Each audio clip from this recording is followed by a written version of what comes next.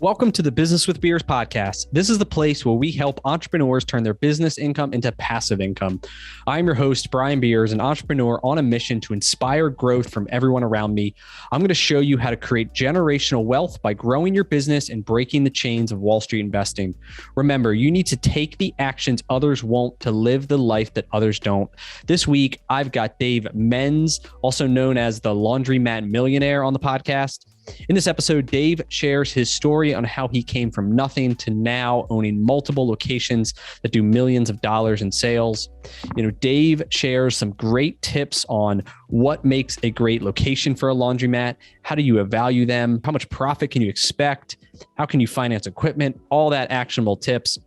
Dave has done a great job in pivoting from someone who works a ton of hours in his business to now he focuses all of his time working on his business. And he's just written a book that comes out in a few months called The Laundromat Millionaire. And he's hyper-focused on helping other business owners improve their operations or get into the laundromat business. This is a great episode. It will definitely open your mind to the opportunities that exist. And before we dive in the show, I would really appreciate it if you could take 2 seconds to tap that 5-star review button on Apple Podcasts, and even better, leave me a quick review. All right, let's get started. Hey, well, welcome to the show, Dave. Hey, thanks for having me, man. Appreciate it. Awesome. Well, I appreciate you coming on. As we were talking earlier, I heard you on the Bigger Pockets podcast back in, I think it was May of 2020. So almost a year and a half earlier. And I had reached out on Facebook. We had a conversation about Laundromat Business. And I thought it'd be awesome to kind of get you on the show and share to my audience your story and how awesome the laundromat business could be. So to start, if you could you give us kind of like your journey from maybe 18 years old to kind of where you are now and kind of how you got into the laundromat business? Yeah, when I was 18 years old, I wasn't very good at school. And so I graduated from high school just barely and tried community college for a while. Definitely wasn't my thing. Got an entry-level job at the local telephone company and went off into the wild, wild west of corporate America. Even though I always wanted to own my own business, that was the path that I took. And I worked in corporate America for 17 years total.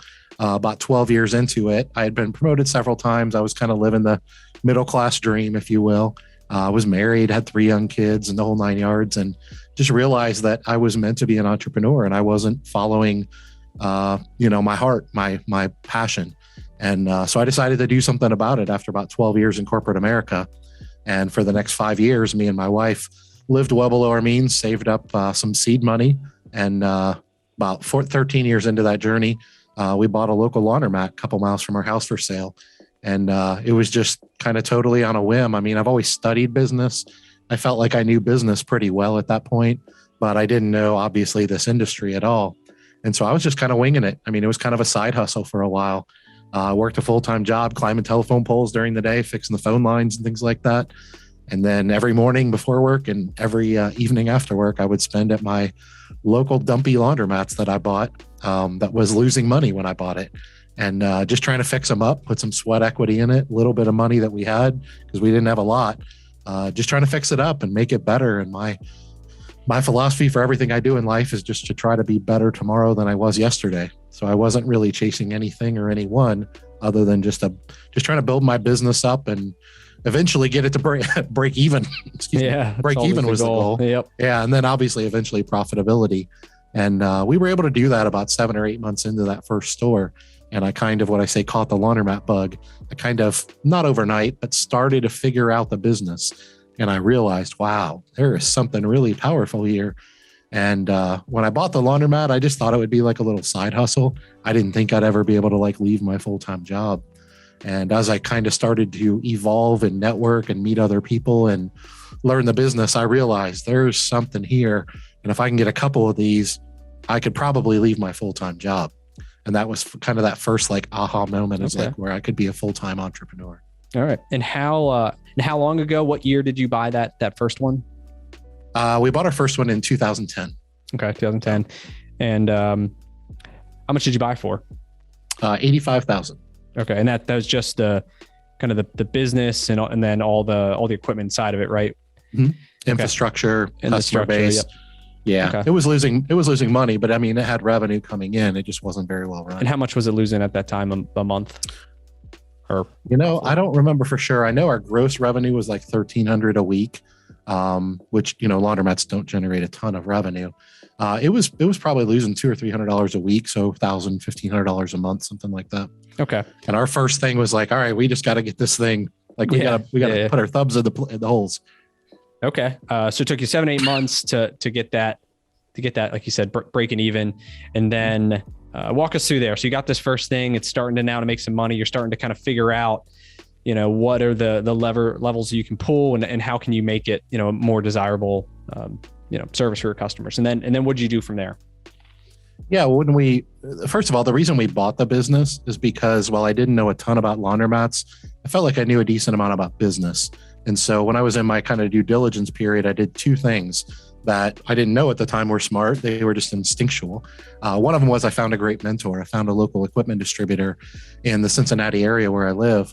And I reached out to him and built a relationship with him. And he gave me a lot of coaching and mentorship and frankly, encouragement along the way. The second thing I did before we closed on it is I just knew that the laws of supply and demand are very real. Mm-hmm. And I thought, well, I wonder what the other competitors are like. Because this place was in bad shape, but I knew I would fix it up and make it nice. And I thought, maybe wonder if this market's already overpenetrated with well-run laundromats. So I researched all the competitors within like a 20-mile radius. And there was 9 of them. And come to find out, all 9 of them were in as bad a shape, if not worse, than this one. And so really those two things, I was just like, that's enough for me. I don't really need to know any more than that. I got a mentor that can help me figure this out because I do the work. And I know that there's a need. They say in supply and demand, you're just looking for pain points. You're looking for people that are in pain, meaning they're not being served properly. Yep. They have a need that's not being met. And for me, that was it. And from there, it was just a lot of sweat equity, a lot of reinvesting of our money, things like that. I might have misspoke a minute ago. It didn't take us 7 months to get to break even. We got to break even almost immediately within 3 or 4 weeks.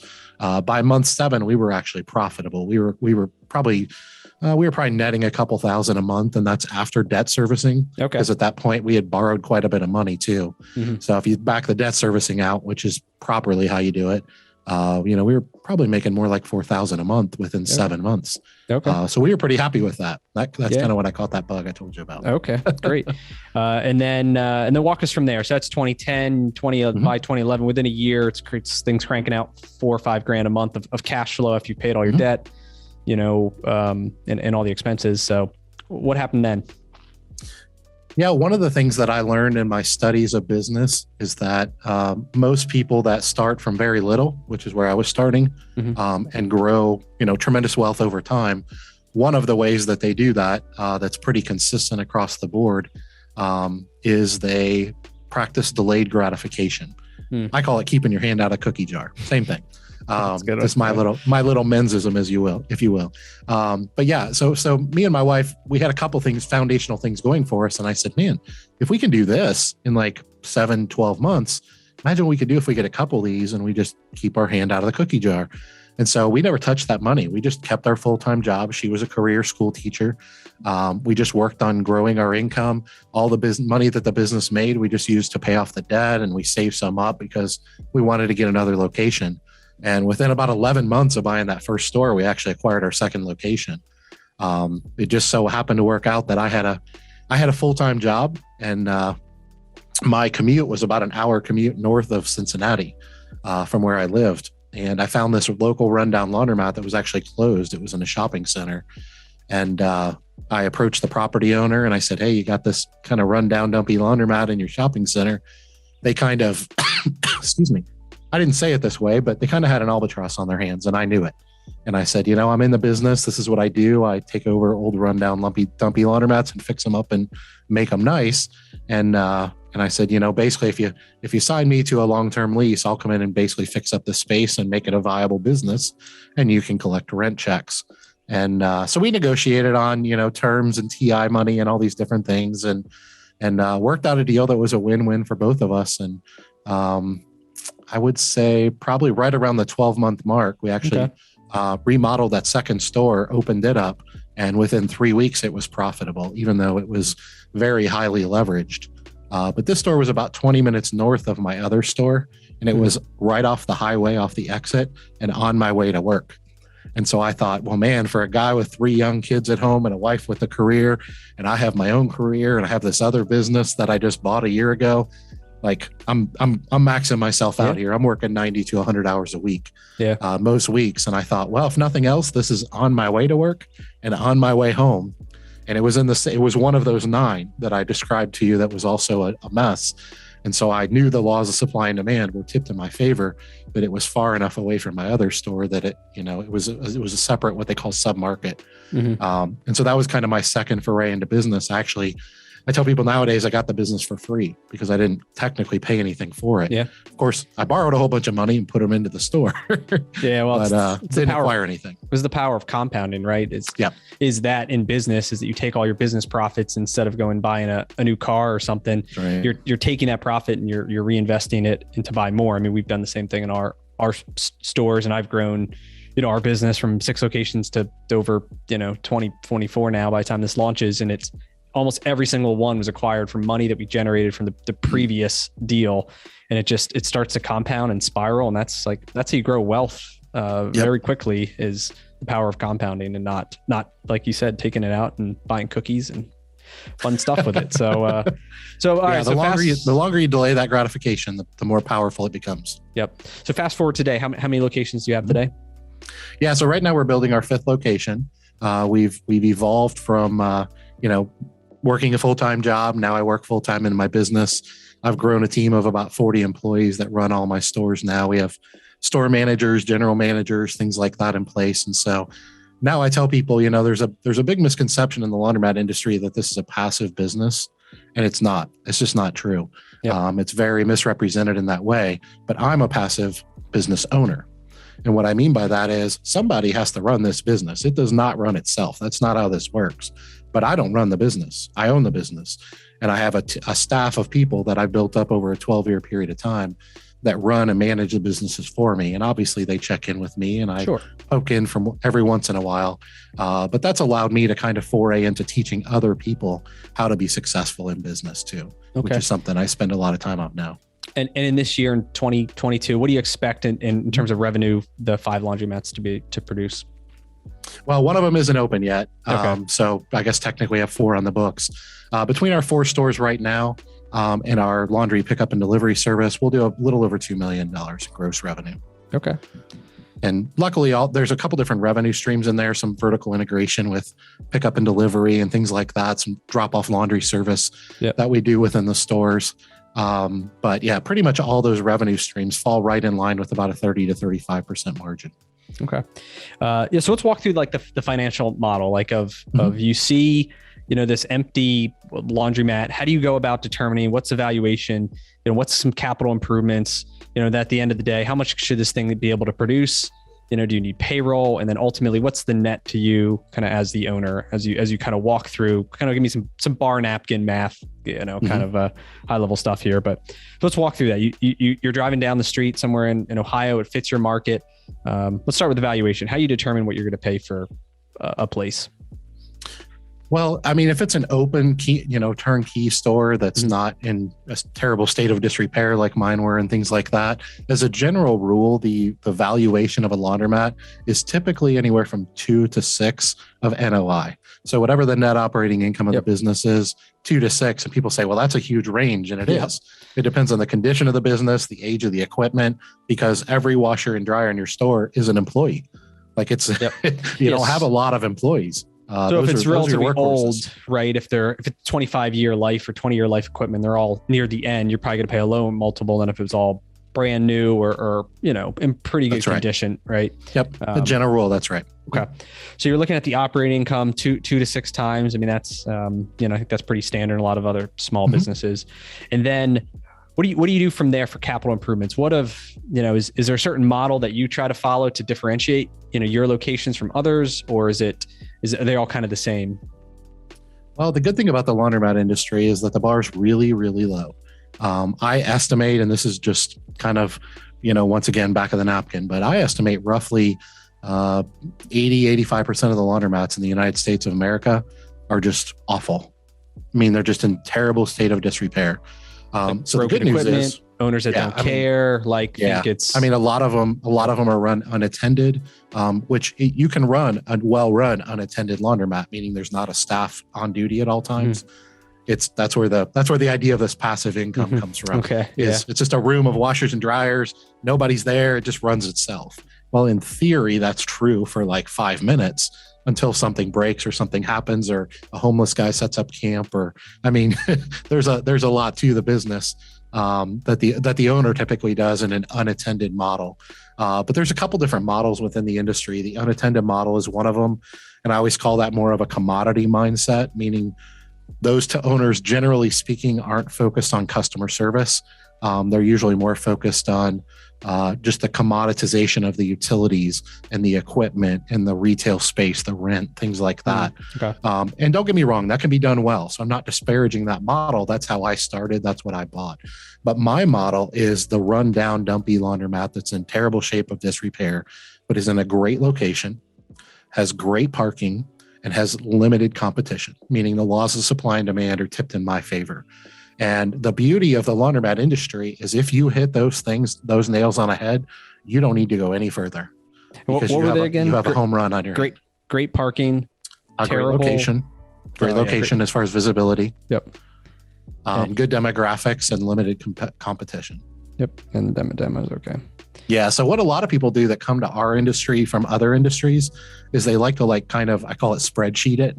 They really want to take this engineering mindset and kind of drill down on all the data and let the data tell me what's good and bad. Okay. And you can do that. I'm not saying you can't, but what I tell people is evaluating an existing laundromat location is much more of an art than a science. The math does matter. I'm not saying it doesn't, but because so many are in bad shape, the 2 to 6x of net operating income, I mean, if the place is awful or if it's losing money or it has 40-year-old equipment that had a 20-year life cycle, it's not worth anything. You know what I mean? So, I mean, you're really not going to pay much, if anything, for it. If it's a great location, you'll pay a little something for the location. You'll pay a little something for the infrastructure, which is very valuable. And that's kind of what I bought day one. And that's what I've continued to buy. Okay. If that makes sense. Yep. So then I guess the amount of money you have to put into it can vary greatly depending on the condition. It could be probably what's on the low end of money you'd have to put in versus kind of a higher end one. Well, if you're building a new laundromat, I mean, to build a brand new laundromat in a white box retail space that never has been a laundromat, I mean, you're probably looking at $250,000 to $300,000, and that's more of a laundry room than a laundry mat. It's pretty small. That being said, there's $3-4 million laundromats out there that are just gorgeous facilities, Taj Mahal of everything, and huge facilities and things like that, and everything in between. So it kind of depends. It also depends on what you're acquiring. Like my first store, for example, I paid $85,000 for it. I basically paid for the location and the limited customer base. That's pretty much what I paid for. There was very little value in the equipment, although I did get some of it to work for us for a while.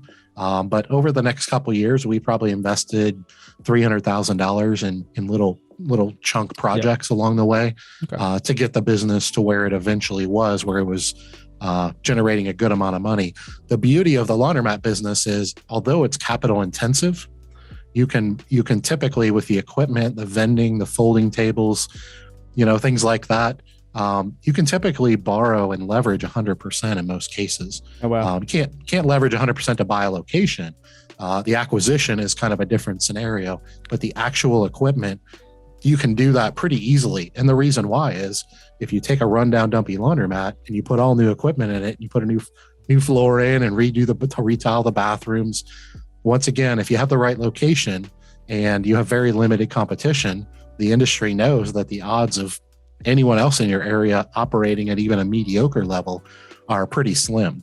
And so you have to have a business plan. I mean, you got to kind of justify it, but it's really not rocket science because there's so many great locations that are in just such bad shape that the industry knows the bar is just really low.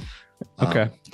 All right. So we got this. We've improved, done the capital improvements. So on average, or is it, I don't know if it's square foot. I know obviously Taj Mahal, but what's a good sales target? What are you looking to see? And then what's the margin that you're able to pull out of the business once you pay everybody? Yeah, I mean, for us, it's been an evolution because what we did for the first 5 or 6 years, we took everything the business made and reinvested it back in it. Sure. That's kind of how we got to where we are now. That being said, once you get to where we are now, you can expect, and keep in mind, this is if you're operating at the top of the industry. Most laundromats are not operated at the top of the industry. But if you're operating a turnkey location with great management in place and staffing and things like that, you can expect, like I mentioned earlier, about a 30 to 40% net operating income on a monthly basis. On about 10,000 a week in sales, roughly?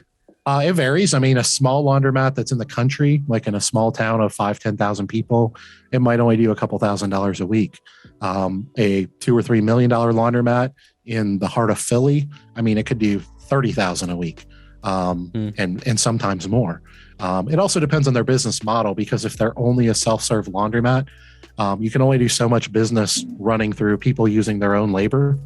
One of the things that we've kind of tweaked and pivoted our business model is we evolved from just a self-serve laundromat to what I now call a full-service laundry center. And so we have a pickup and delivery business where we have delivery drivers and trucks that go out during the day, and they pick up laundry from people's homes and businesses all throughout the greater Cincinnati area. They're out during the day picking up the laundry and dropping it off from the day before.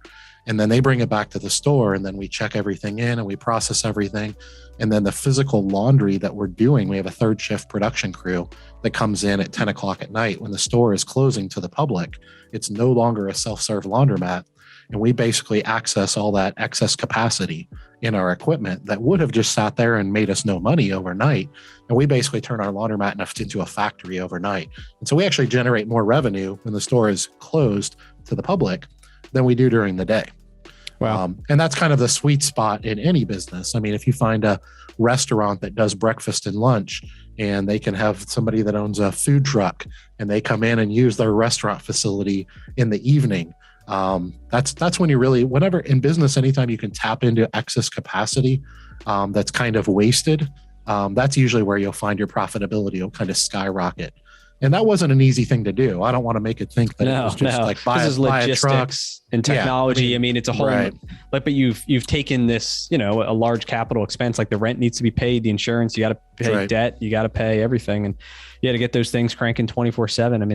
I mean, that seems what's a great differentiator in terms of the business model. Yeah, it is. And part of the reason that I've kind of gotten, like I wrote my book, Laundromat Millionaire, and my podcast and different things like that. Part of the reasons I'm kind of getting that recognition is because I, along with a couple other people in the industry, were kind of the first ones to sort of what I call crack the code. A lot of people have ideas, but execution is really hard. And it took us a couple of years. Don't get me wrong. It wasn't easy. We lost a lot of money for the first couple of years. But once you kind of crack that code, as you mentioned, your rent doesn't go up. Yep. So all those things are fixed expenses. And is there a direct correlation to you add? So someone's currently self-serve, they have no employees. It's like, keyless, whatever. And then they hire the employee, they start offering, like, I guess, wash and fold services, maybe drop off, pick up to a degree. Is there like a direct correlation to you have this increased payroll cost that you're going to more than cover their cost and get, that becomes a profit center? Or is that a harder transition? Like, well, as a general rule, there's absolutely a direct correlation. I will throw in the caveat that it depends if you're good on managing people, because everybody likes to think, I just hire Susie, homeless lady, pay her minimum wage to give her a rag and a spray bottle and say, keep the place clean. And they call that managing an employee, which is obviously not how this works. People need to be managed, even entry-level employees. Even management and layers of management, they need to be managed. They need to be coached. They need to be encouraged. Culture is important. Anytime you're building a team, it's important that you know what you're doing. That being said, if you take a self-serve laundromat that's unattended and you add an attendant on staff, and let's not talk about wash, dry, fold for a minute, just being attended versus unattended. And that person is well-trained and they're well-coached, and it's they keep the store clean, and customer service is important to them. With all those caveats in place, usually over about a 12 to 18 month period of time, you can expect your self-serve revenue to grow enough to overcome the cost of the labor of having an attendant on duty. Now, those are very general rules of thumb. There's a lot of people that do that for 6 months and they go, I'm losing money, $3,000 a month, and they don't, it doesn't happen overnight. But yeah, to answer your question, a lot of times the self-serve revenue alone, because what happens is even in a laundromat environment, there's this big misconception in the laundromat industry that the only people who use laundromats are poor people, and poor people don't have any money. Well, both of those are not true. They have less money and they have to be more diligent with what they do with it. But about 50% of our customers are middle class to upper middle class. They're using our laundromat for different reasons. Now, they don't use it every week. They have a washer and dryer at home. A quick example of that would be their dryer breaks. They have 4 kids at home. Every day that goes by, you got 6 outfits, if not more, that are getting dirty that weren't dirty yesterday. And we all know how laundry piles up. And those middle class and upper middle class families, they'll very quickly take that laundry, bring it up to the local laundromat, and run it through all your machines just to keep from getting behind. So the point is that there's a lot of different revenue streams within a laundromat business that a lot of people don't take into consideration. When you calculate all these things and you associate them with what I call a higher value proposition, so you're providing a higher level of customer service, for example, nicer facility, et cetera, people will pay more for that. That's what it boils down to. Is cash management an issue at all? Like, do you take a lot of cash? Is cash security a problem, or is it, more transition to credit cards? It's not as much a thing. I mean, a lot of times I think, some laundromats are in maybe undesirable locations, and it could seem like they're a little more dangerous for you as the owner or a trusted employee to kind of go in and pulling out a bunch of cash from the place. So any thoughts on that? Yeah, there's still I would argue most laundromats in the country still operate on cash. Now, they don't necessarily all operate on coins. A lot of them operate on like a value card system, kind of like if you go, I don't know if you have like Dave and Buster's, the video game places, you go in and give them $100, they put $100 on a card and then you swipe the card to play the games. It's kind of the same type of concept within a laundromat business. It's still cash based, but people aren't just out in the open using cash. They're just putting value on what they call a VTM, a value transfer machine. In that case, the laundromat owner can typically collect the cash from the VTM, which is usually behind a wall or in an office or something like that, put it in a cooler or a subtle bag or something that doesn't look like a money bag. Nobody really knows they're collecting. A lot of times people don't even know they're the owner, and they just kind of very subtly walk out and nobody knows that they even have the money. Now, in a coin-based laundromat, obviously the owner has to come in and physically collect every machine, and everyone in the world knows that they're collecting, and they know that they're going to put those quarters or dollar coins back into the machine, which means they're going to take the cash out. And that means when they walk out of the store, they have a bag of cash with them. It's kind of hard to hide those things. But you mentioned something that's really important.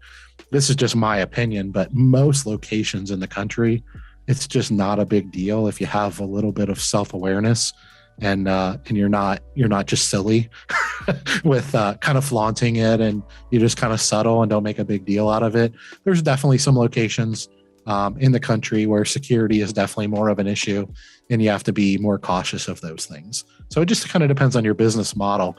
That being said, our industry right now is, I always say we're kind of 20 years behind the time with technology.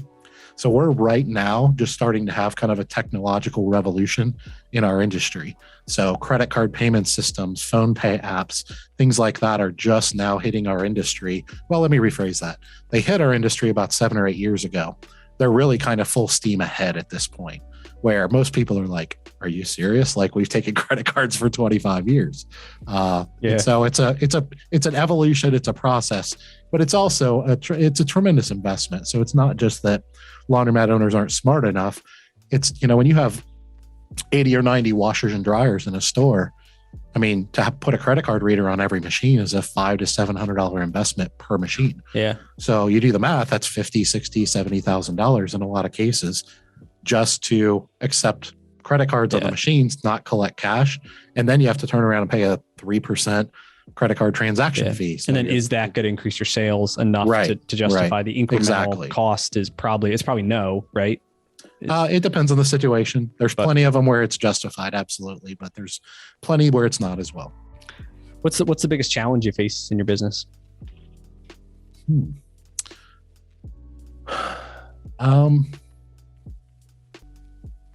a great question. Is it scalability? Like, is it hard to scale? Like, if you want to say, hey, I want to double, does that become harder because you geographically have to spread out more? Because like, you don't want to, cannibalize. It's easier. Stores? Yeah, it's easier now than it used to be. I mean, if I answer that question for just the average laundromat owner, scalability is definitely still a problem. A lot of people are attracted to this industry because it's a very simple cash-based business, as you mentioned. And a lot of people that don't have the highest business acumen are attracted, but want to own a business. They're attracted to this business because it is a really good starter business. Mm-hmm. I mean, it's part of the benefit of being a great industry is it's a great place to kind of get your feet wet and learn how to be a business owner. And that's great. The problem with that is a lot of people that are attracted to the industry don't have a high level business acumen. They don't have a lot of education. And so they're kind of learning on a fly. And I always say a lot of times laundromat owners tend to have more of a consumer mentality than a business owner mentality. So they struggle with raising their prices and some very fundamental basic things that a business has to do to thrive and be successful. And for that reason, a lot of laundromat owners aren't thriving. Okay. What about, is employee management at all? I mean, 40 employees, are a lot of them part-time? Or is it a lot of full-time people? Is that a challenge of at all? Our stuff? I think it depends on the person. It certainly has been a challenge for me to grow our staff to where it is now. It's not a big deal to manage it now because I've invested heavily in a pretty amazing team. I've built a team of people that are all very high character people. Integrity is important to me. I can teach you a lot of things, but I can't teach you integrity. You either have it or you don't. And I've been very intentional about that. And sometimes that's kind of a long road to pave, so to speak. But I'm a firm believer in that. So I think it really just depends on how good your people management skills are. Once again, a lot of people in the laundromat industry, that's not necessarily their strong suit. A lot of people are also attracted to this industry because they tend to be more mechanically inclined. And they're like, oh, I can fix my own washers, fix my own dryers, toilet breaks, I can replace that. Door needs a new jam, I can put that in. And those are all true statements, and that can be very valuable, and it can save you some money and things like that. But the problem is a lot of times, and these are just generalizations, but a lot of times people that are extremely mechanically inclined typically don't have the best people skills. Well, managing people, creating a culture, creating a scalable business model that's repeatable, it's an art too. Like that's a skill. And for whatever reason, our industry doesn't seem to value that as much as a lot of industries. But I think if you and I are also honest with each other, like society in general, customer service is kind of a lost art. Certainly not what it used to be. So to answer your question, one of our biggest strengths is I'm a people person. And I don't claim to be perfect or anything, but I care about people and I'm genuine and sincere. And I have pretty good communication skills. And if you get to know me, like as long as you do what you're supposed to do, you're going to love me. Now, if you don't, you're not going to like me at all. But that's I'm not the most mechanically inclined. I'm not great at fixing equipment. I've never tried to be. So I just kind of, angle to my strengths. And in a lot of laundromat businesses, because they have that commodity mindset, they're focused on, saving $300 by fixing their own equipment. And I'm focused on investing $300 in my next manager so I don't have to work in my store anymore. So that's why kind of in the beginning of our conversation, I mentioned that the business is not passive, but I'm a passive owner. It's because for 12 years, I've invested in multiple locations, vertical integration, and I built just an absolutely rock star team. And we've invested heavily in that. That did not happen by accident. And not too many people in our industry, that's usually not their skill set. So a lot of people kind of look at me and like, wow, how did you do that? Because they're like 20 years in, they're still working 100 hours a week in their laundromat, fixing their washers and dryers. Yeah. And so you're focused on, there's a great book, Who Not How. I don't know if you've read it, but absolutely. It talks about, the who, and for you, that's, you're not going to fix, how am I going to fix this dryer? You're going to find that the who is going to run the business and take care of all stuff. And allows you to be, the visionary. You're going to focus then on the bigger things. One of them, which is, you have this book, you've launched a Laundromat Millionaire. I think it comes out in a couple months. You mentioned could you tell us a little bit about that? Like if, I buy it, I read it, what can I expect to learn from it? Yeah, the funny thing about the book is the title, Laundromat Millionaire, tends to be like this very braggadocious, like in your face, kind of like this guy thinks he's the greatest thing ever, right? I mean, let's be honest, I'm aware of that. It is what it is. The funny thing is, where it came from is you mentioned the Bigger Pockets episode. I totally stumbled into that. I mean, I knew who Bigger Pockets was, but I had no idea how big they were. And they kind of caught on to my story, reached out to me, asked me to come on their show. And I was like, sure, I'll, if I can help a person, I'll tell my story and help them. And you mentioned messaging me. I got hundreds of those a day for months. And a year and a half, 2 years later, I still get messages from that podcast. One, that's how big their audience is. But the flip side of that is that was the beginning of Laundromat Millionaire, because that was when I realized that I had done something that not a lot of people in my industry had done. And I never saw myself as really that special. I mean, I don't have an MBA. I'm not that smart of a guy, just some good old fashioned grit. And that's where kind of the subtitle of the book, The Grit to Elevate an Industry, came from. And so I told that story, and I had already written the book 6 or 7 times. Well, let me rephrase that, 5 or 6 times. In your head. No, I literally had written it several Okay. times. I just hadn't published it. Okay. And every time I rewrote the book, I wrote it from a different angle, because it was the same story, but you can leave this out and put this in, leave this out and put this in. And it was always like, my wife was always telling me, she was like, I think you should write the book. I think you have a message the world needs to hear. But what's the message? Like, you need to know what the message is and make the book surround the message. And basically what happened is around, probably a year or two before that podcast, me and my wife were updating our personal financial statement. And as I mentioned, we didn't really have any money, 12 years ago. And we updated it. And all of a sudden one day I looked at her and I was like, do you realize we're millionaires? She was like, what do you mean? It's like, here's our PFS. Like, we're millionaires, 12 years ago, or well, at that point, 8 years ago, our net worth was probably less than $50,000. Well, the point is, I'm telling this story on Bigger Pockets. And as I'm telling this story, I have just hundreds and hundreds of people reach out to me after the show. And one of them sends me a message. Hey, my name is so-and-so. I'm from so-and-so. You're that Laundromat Millionaire guy, right? And I was just like, huh? Did he just call me a Laundromat Millionaire? And at the time, I already had this book written many times. And it was like an aha moment for me when I realized that's a moniker, that's a tagline that I can run with to get people's attention. Yep. So my point is this, that's where the title of the book and the inspiration came from. But the book has been rewritten 7 times, and the final rendition was written in a very non-laundromat specific way. So I believe that 90% of business is transferable from industry to industry. And so the product is laundromats, but that's really not important, right? The fact that it's a laundromat. Now, if you want to own a laundromat, the other 10% will apply to you too. I wrote the book, I call it a teaching memoir, because I wrote it in a way of, yes, it's a memoir, it's my life story, but I also wrote it in a very practical, actionable way to teach any entrepreneur or business owner in any industry, no matter how big or small, these are the keys to success. Because I have a lot of friends that are business owners in other industries. And the fact of the matter is, almost all of them, some of them overwhelmingly, helped me be successful in laundromats, even though they don't know anything about laundromats. And they did that because almost all those skills and attributes are transferable. So what makes you successful in your industry? What makes me successful in my industry?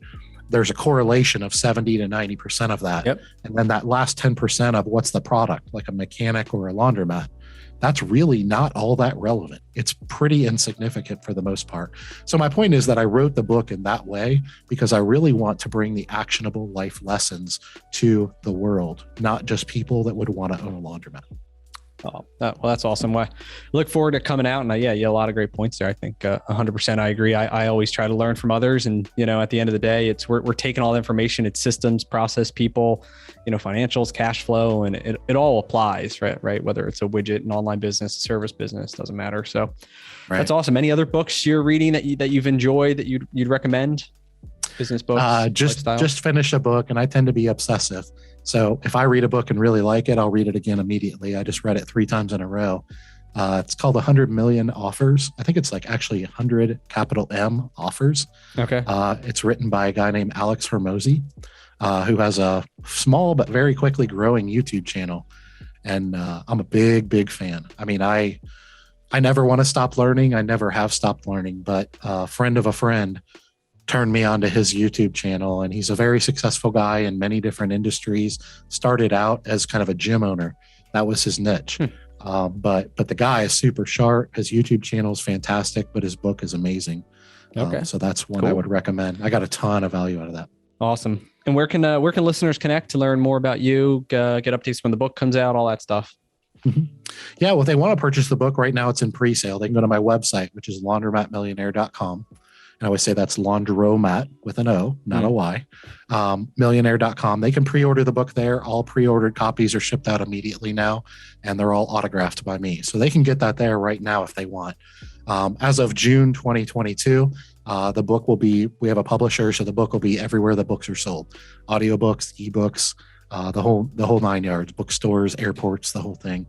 But yeah, the best way to reach out to me is just through my website, laundromatmillionaire.com. We have a lot of different things going on that are just trying to help people find what I call the best version of themselves. So I'd love to interact with them. Cool. Thanks for coming on and sharing all your knowledge and wisdom. And, I got a ton of great notes here. I think, you've done a great job and I appreciate it. Yeah. Thanks for having me, Brian. I appreciate the time. Yep.